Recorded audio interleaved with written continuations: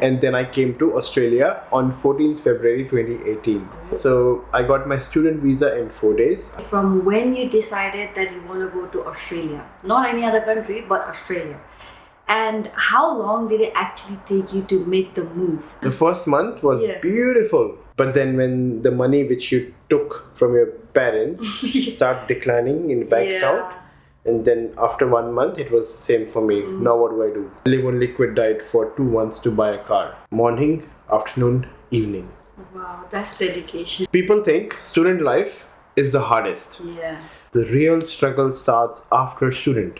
Every morning, I'm just sleeping 3 or 4 hours, waiting for that email that went on for 2.5 years. The moment it went live, and I saw the app on my phone as an official app is when it gave me goosebumps. Aww. Because it reflected my 2 years of struggle and so many ups and downs.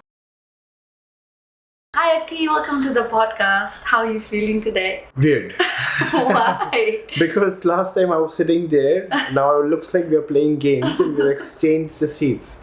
I know, we swapped seats today. Yes.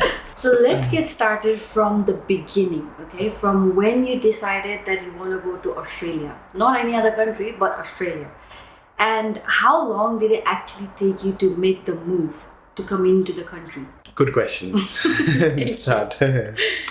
Mid-November 2017, I was very frustrated with my job in India as an IT system analyst. And I told my parents one day that I can't do anymore because this is not something I want to do. I'm not getting any chance. There is 3 or 4 years of contract. I can't do it because I'm just not feeling well at all.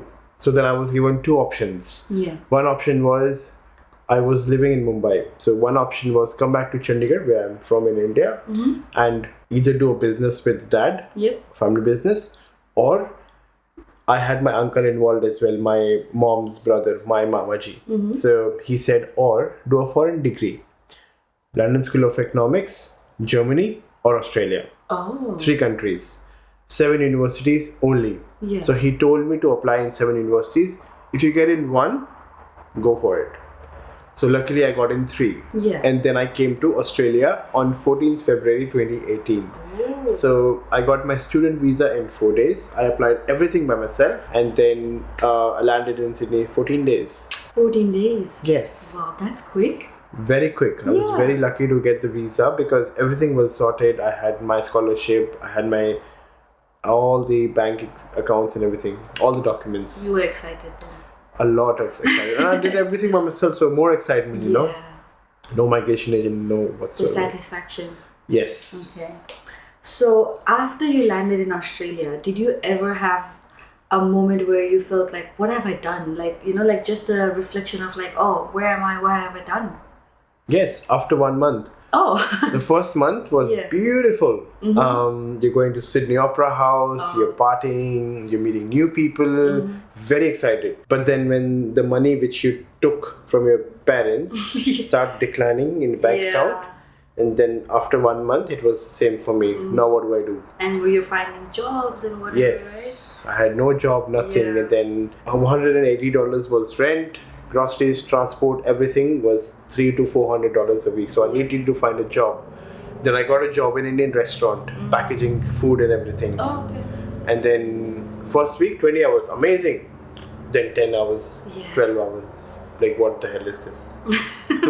I know, very disappointing. You don't get what you're promised, right? Yes. And as you mentioned, you know, like the first month was nice and everything. It's like the honeymoon period. It's everything is nice. It's like you're on a vacation in an abroad country, right?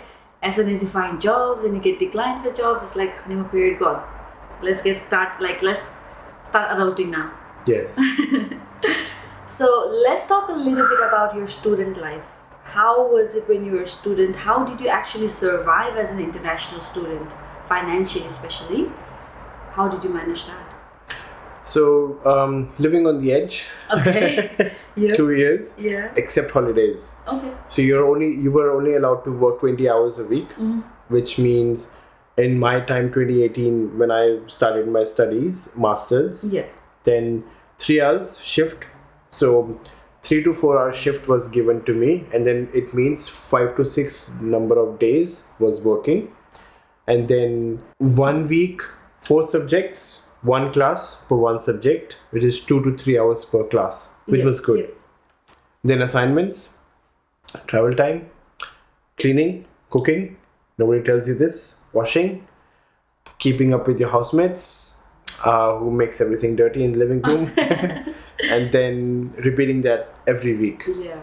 So it was on the brink, on the edge every time. But in the holidays, we were allowed to work full time as long as you get a letter from your university or college. And then that's where I, work extra hours, and then bought phone, car, whatsoever, everything from that. But I had to work really hard as well. I live on liquid diet for 2 months to buy a car. Really? Another story for another day. Wow, that's the struggle I want to hear. What brought you to here today? That's the actual struggles I feel like that pushes you. Yes. Yeah. So, it's a long story, but I'll make it very short. I wanted to buy a car in November 2018 after 6 months because travel time 15 minutes by car, exact same thing 55 minutes by bus or train, and then you have to change, you have to wait. Everybody just talks about bus time is 20 minutes, you should come. Nobody talks about door to door. My house is 20 minutes walking from the bus stop where I work. You only get bus from there, and then you have to walk again. So, and you have to change the train as well. And in between that, if you miss one train in the interim, then you have to wait 15 minutes. Yeah. Its frequency is 15 minutes. So 1 hour easily. Then I decided, no, this is not done. I really need a car. And then I started saving so much that I was eating a liquid protein shake. Not a liquid, it's a liquid. Protein shake, oats, almonds, protein powder, 1 scoop. 1 or 2, 3 things to make it different.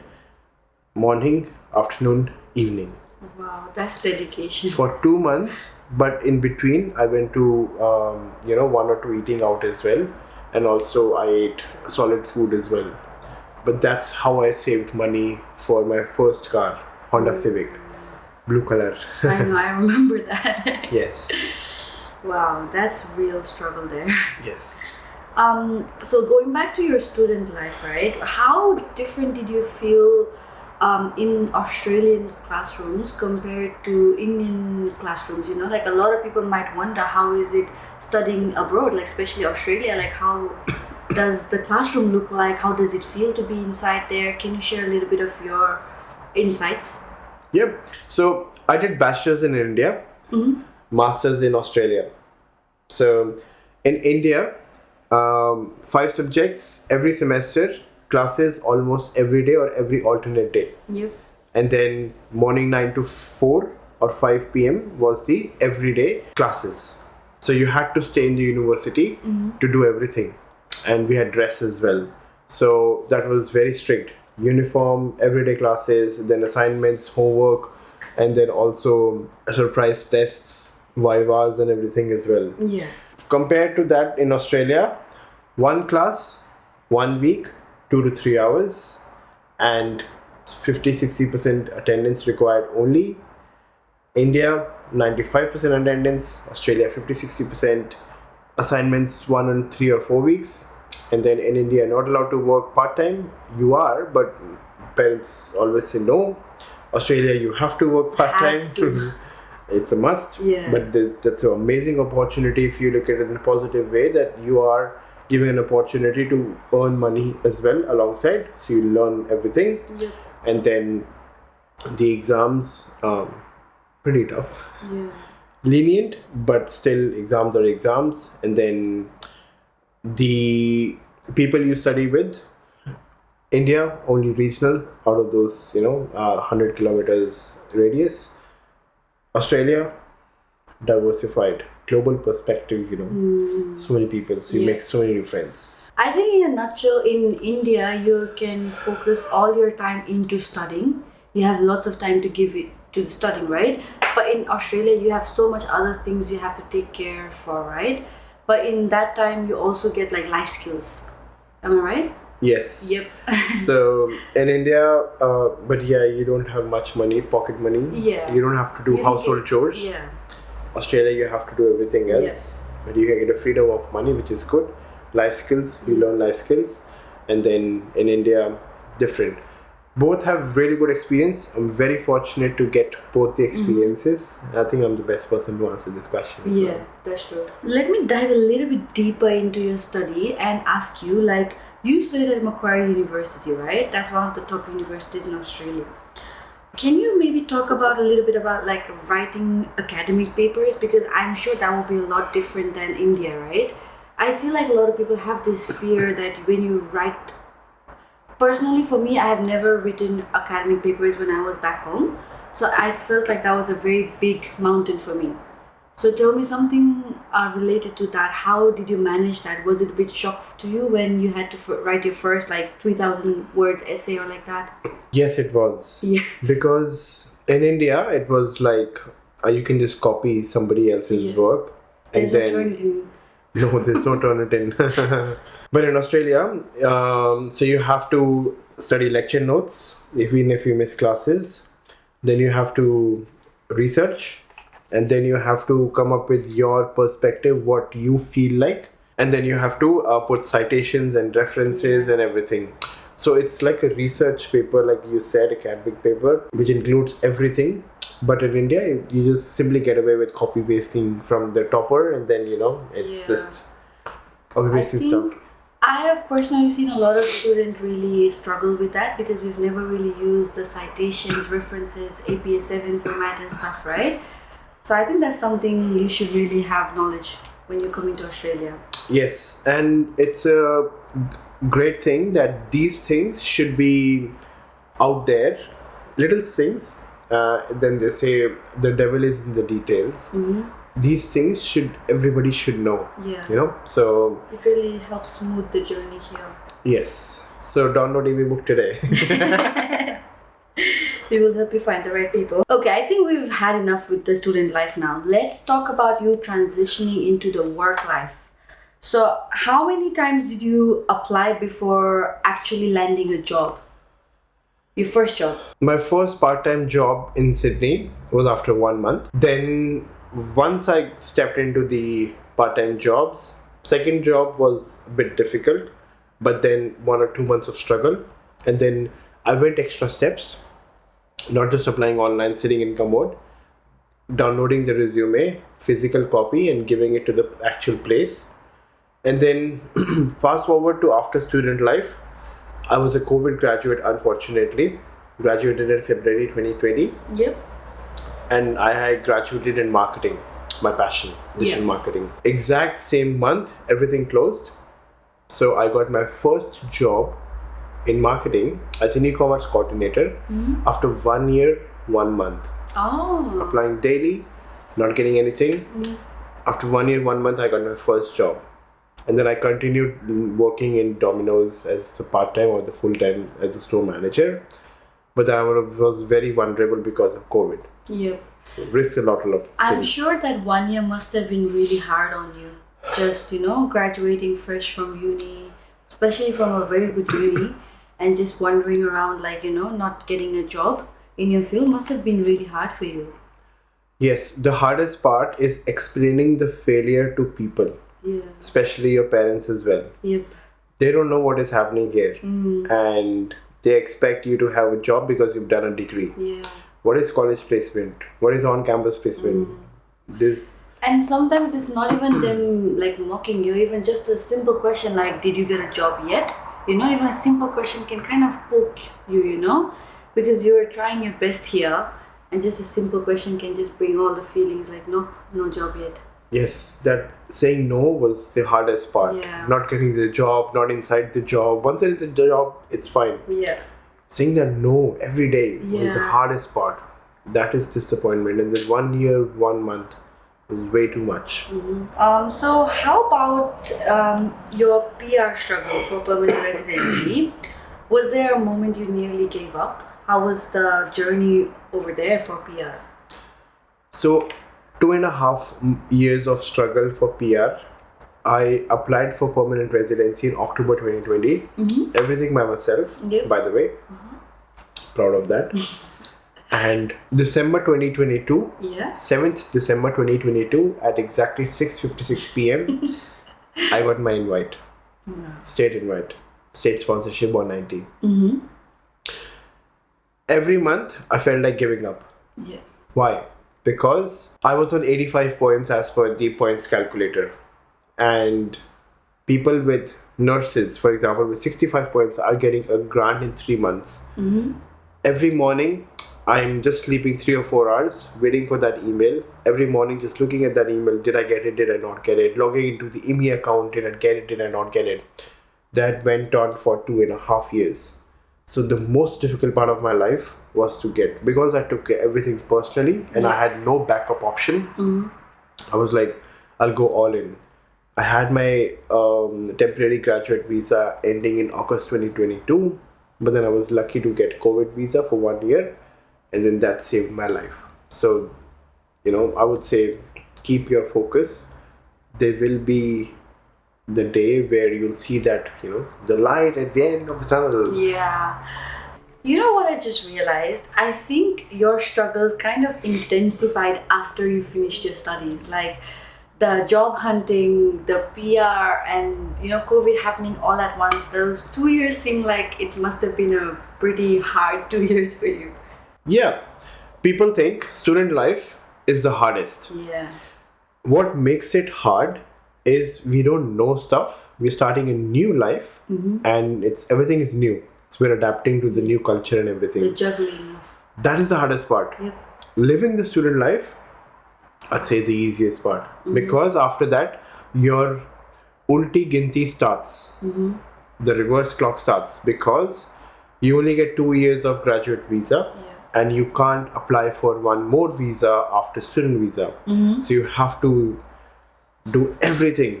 Apply for PR, apply for jobs, look for jobs, start building your life in Australia, all sort of stuff. The real struggle starts after student. Yep, 100%. I agree with that. Let's talk about building ImmiBook now. You've created this beautiful app, and I want to know, when did you realize that there should be an app for this, and I'm going to be the one making this one? So multiple moments, and it started when I came here. As I said, 14 days only. Yep. So information was very limited. Yeah. Too much spam and fake news. You had to rely on migration agents or Facebook groups or WhatsApp groups, and it was all scattered. Yeah. Very difficult to gather the information. So in my student life of 2 years, I asked multiple friends as well that how did you do this, how did you do that. They had different resources, relatives, friends, again Facebook group, common sources as well. So it was so much scattered, and that's when I decided, let's build something like ImmiBook, so that we have everything together into one place and see how we go. Yeah. Yes, the biggest competitor is Facebook, and I decided that when 2021 took me 2 years, and then of course I had to learn designing, foundations, entrepreneurship, development, so many things along the way. That's why it took time, and software building is not easy at all. And I built an app. So I wanted to have something like this for every other migrant who is aspiring to come to Australia, so that things what I felt, I don't want them to feel. Because in Australia, if you've come to Australia, you should be grateful and proud that you deserve a great life. So I went all in last year in August 2024, and even though I'm officially financially broke, I have this amazing product who will help people achieve their Australian dreams. Yeah. I can see the sparkle in your eyes when you speak about ImmiBook.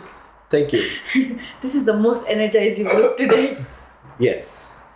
Okay, so you were building ImmiBook while you were working and just surviving in Australia. That must have been really tough. How the hell did you manage everything?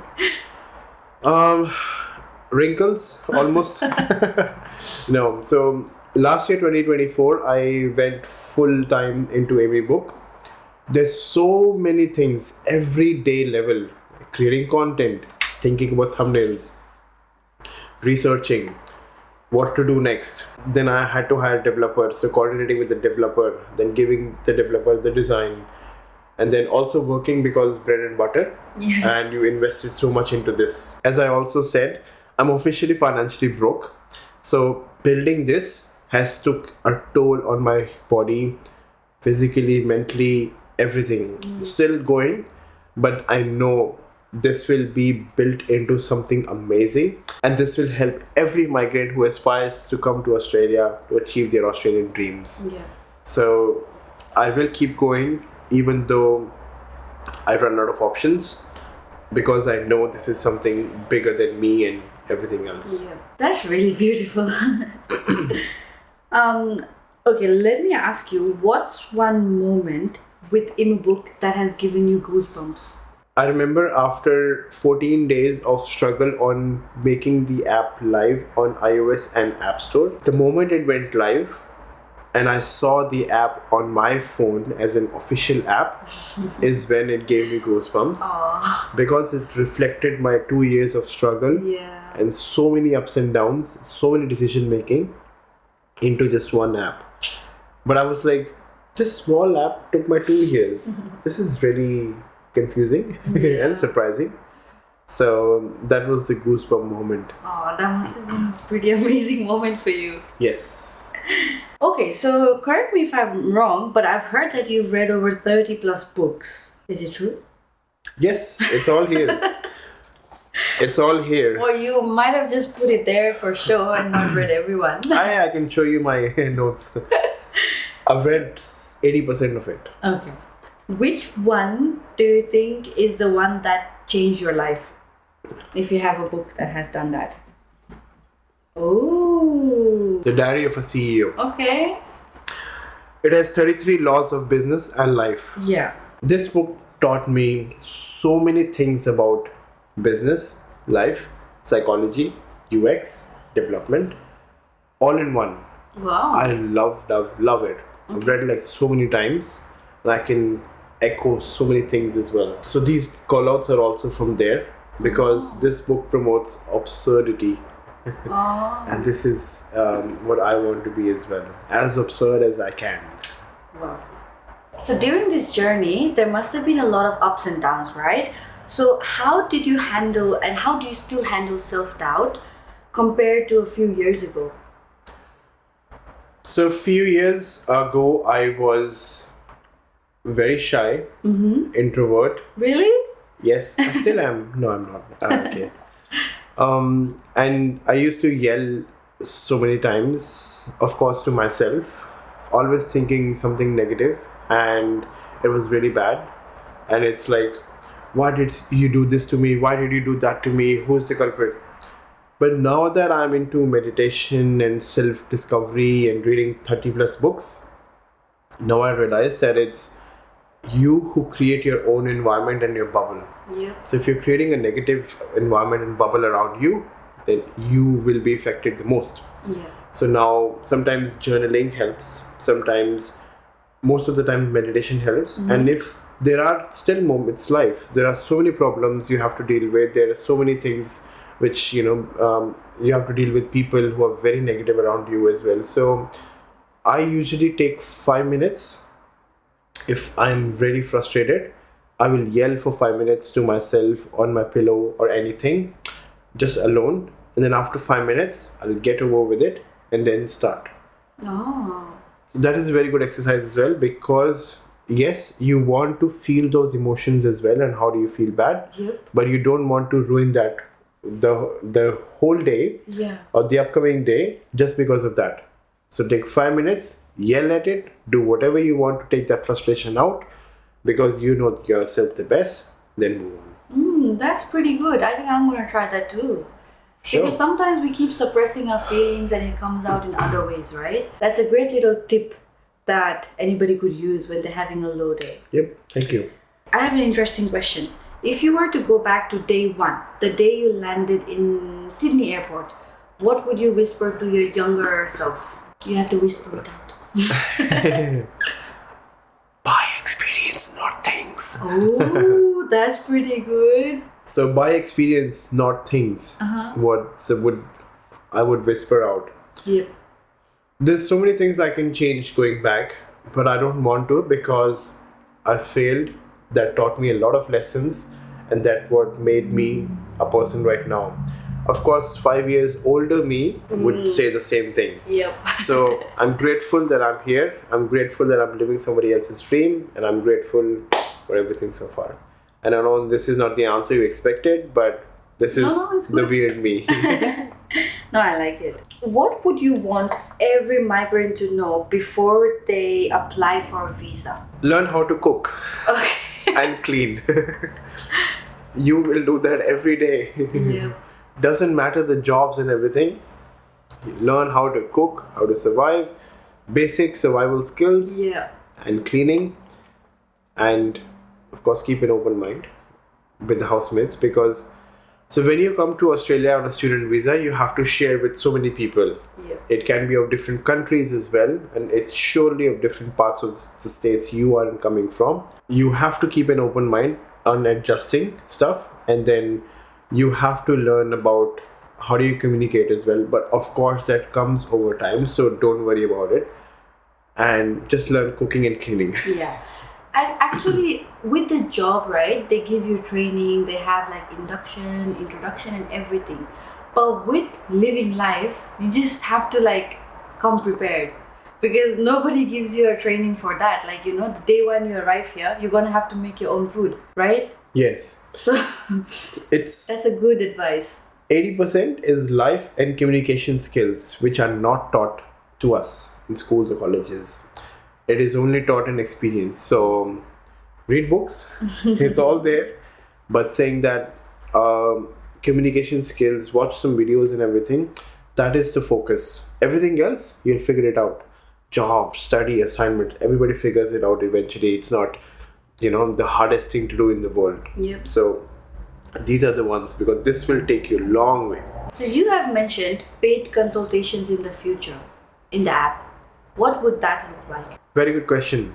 So the app has something very different, which is instead of going to say migration agents or immigration lawyers to ask for what should I do, what should I go for studying, is there any permanent residency option in that, I'd say talk to the people who've actually done it.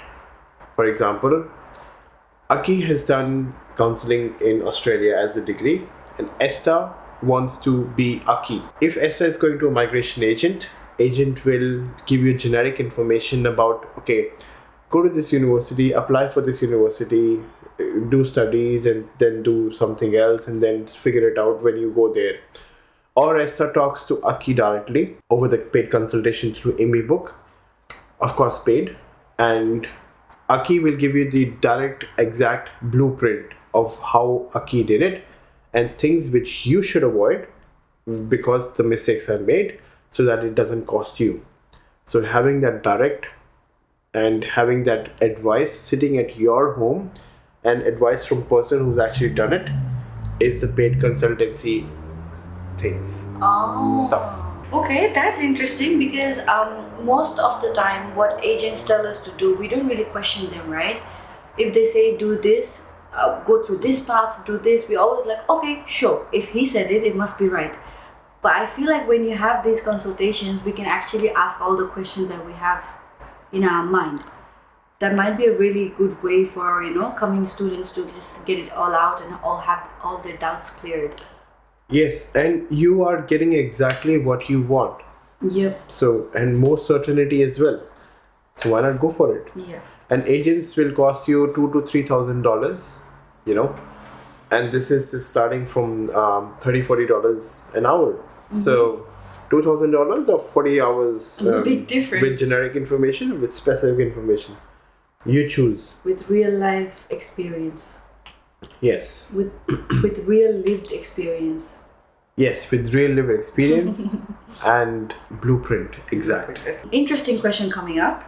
What do you want ImmiBook to be remembered for? So I have this weird vision for ImmiBook. It's not reaching 1 million revenue, downloads, or this much money to be earned. It's changing the thought process. Anybody who wants to come to Australia, if they're thinking, oh, let's go to Facebook group, post something on Facebook group or find information on Facebook group for Australia, versus, oh, if you want to go to Australia, let's check ImmiBook first. Let's see what resources do they have.